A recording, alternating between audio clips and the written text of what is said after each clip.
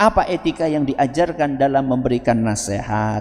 Mengedepankan kelembutan. Napa? Mengedepankan kelembutan. Sebagaimana yang dipesankan oleh Allah Subhanahu wa taala kepada Nabi Musa dan Nabi Harun ketika diutus oleh Allah untuk menasihati siapa? Fir'aun. Allah ceritakan dalam Al-Quran surat Toha ayat 44. Surat apa? Toha ayat 44. Yang bunyinya titik.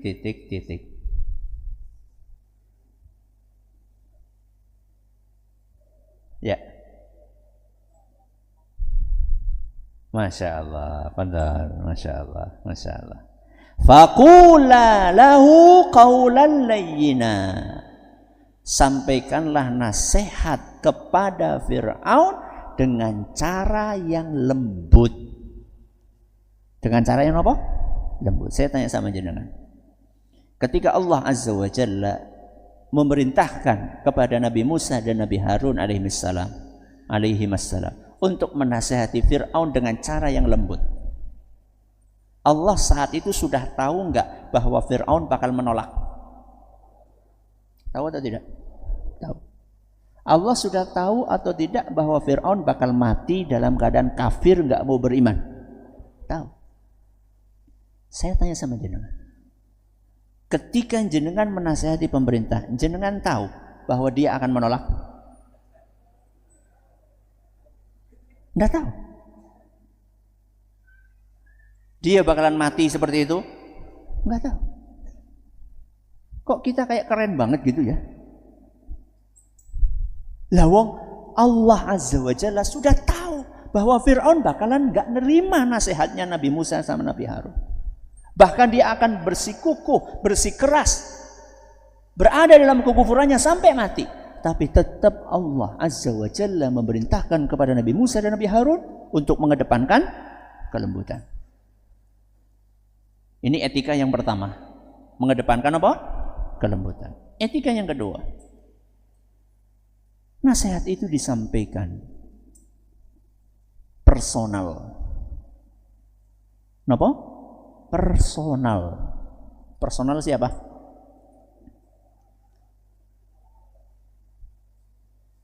Face to face. Apa maning gue face to face? 4 mata. Ya. Alias tidak dipublikasikan. Alias nasihat itu bukan disampaikan di depan umum.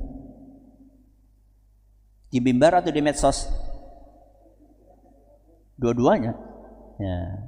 Di depan umum berarti kan di mimbar, di medsos itu termasuk di depan umum. Ya. Dan itulah pesan dari Nabi kita Muhammad sallallahu alaihi wasallam dalam sebuah hadis yang diriwayatkan oleh Imam Ahmad.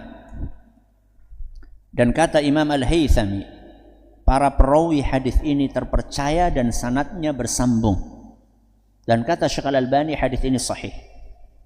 Rasulullah SAW bersabda, man arada an yansaha lidhi sultan fala yubdihi alaniyah.